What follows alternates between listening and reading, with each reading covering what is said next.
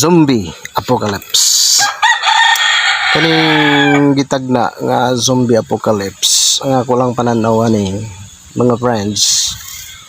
Dili man ingon zombie siguro nga kanabang pareho sa pelikula nga nangihimong zombie ang tao.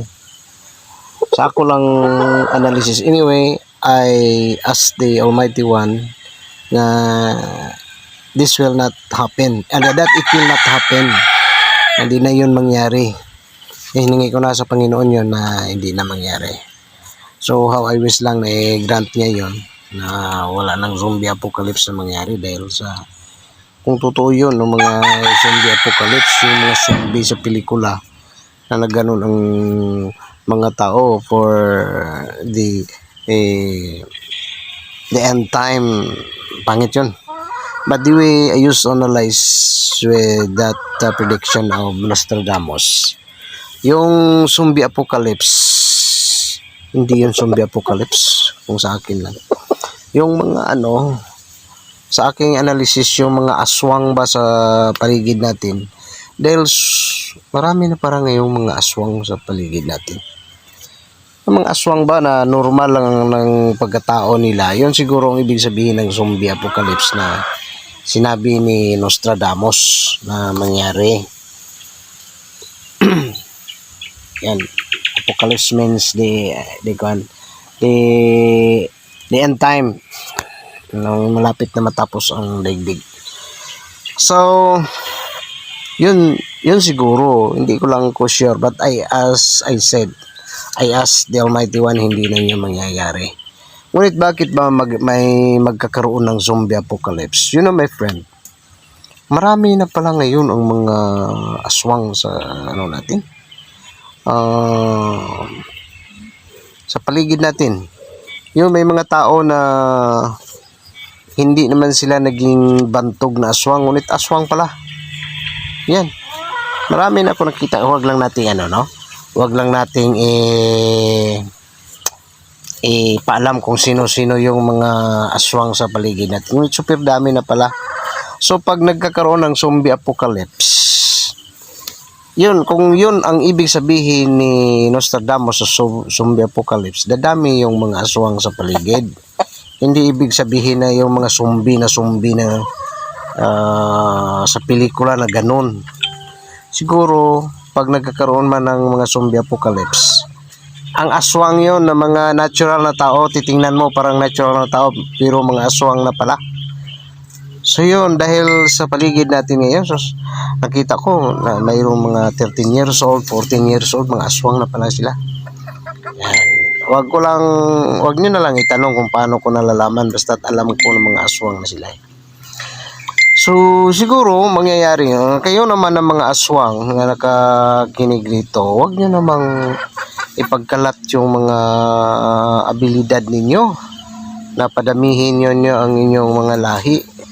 Sa inyo na lang yon, upang hindi dumami yung mga aswang sa paligid natin. Ikawawa naman yung mga relatives ninyo someday, yung mga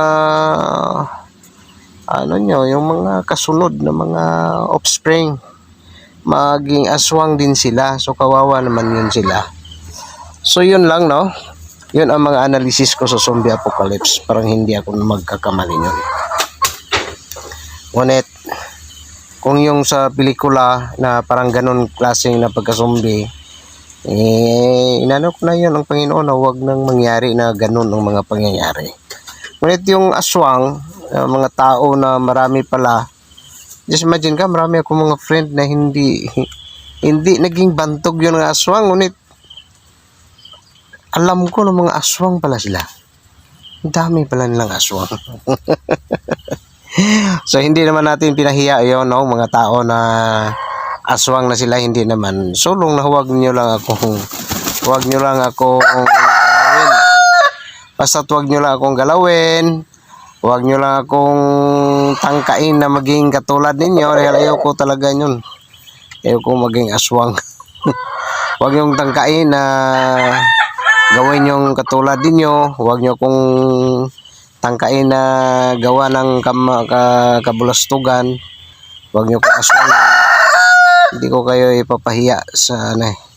Dahil dito sa amin, kahit ano na mga nalalaman ko ng mga sekreto sa tao, hindi ko yon sinila binobulgar, hindi ko ipinaalam sa tao dahil tao rin sila, masaktan din.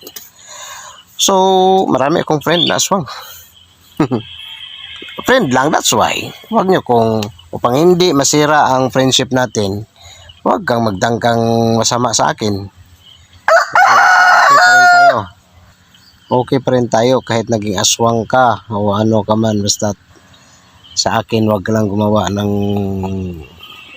kamalian. Yan, marami akong nalalaman na naging aswang na. So siguro baka yun ang sinabi nila na zombie apocalypse, may dami na pala. So I just advise you na yung mga aswang dyan, wag nyong ipagkalat ang lahi nyo, huwag nyong padamihin, rather ang lahi nyo sa iyo na lang yun. Huwag maawa ka naman sa mga relatives mo dahil yung ginawa mo na maging katulad mo, ayaw naman nilang maging ganyan sila. Kaso lang pag nandyan na sa kanila, hindi naman nila yun hindi na nila yun, mahirapan na silang magtanggal yun. So wag nyo silang gawin na katulad nila. Sa inyo na lang yon. O kung gumawa lang man kayo ng mga kabalastugan, wag nyong gawin sa akin at saka sa direct family ko. Yun lang ang hingi ko sa inyo. Upang kayo. Dahil pag gawa nyo yan sa iyo, magagalit talaga ako sa iyo. Magagalit ako sa iyo, baka gagawa rin ako ng kabalastugan sa inyo. Yan. So baka maliit lang yung ginawa mo, ganon-ganon lang, baka malaki ang respect ko sa iyo.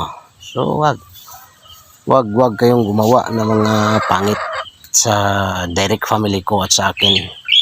Yun lang. So about my analysis with the zombie apocalypse, ang sa akin lang, hindi yun zombie na ganan sa pelikula na maraming zombie.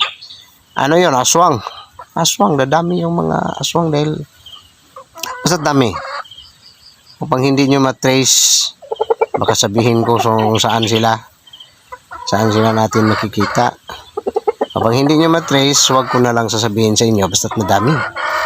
Dami na pala sa kanila. Yung mga hindi nyo nalalaman, nandyan lang para yun, yung mga friend ninyo, mga aswang na pala sila. Kaya yung sa mga pagkain, ingat kayo sa mga pagkain. Dahil mostly yan dyan nila inilalagay sa mga pagkain upang maging aswang din kayo. Mga inumin, mga pagkain, huwag yung kumain kahit saan-saan. At saka yung kinakainan ninyo ng mga restaurant, you have to make sure na hindi sila aswang. You have to make sure, kilatisin nyo yung mga store, baka aswang yan, maging aswang kayo someday. So hanggang dito na lang. Alam nyo naman sino pangalan natin, yan titingnan nyo YouTube channel ko, yun ang tunay nating pangalan. Have a blessed day, my dear friends.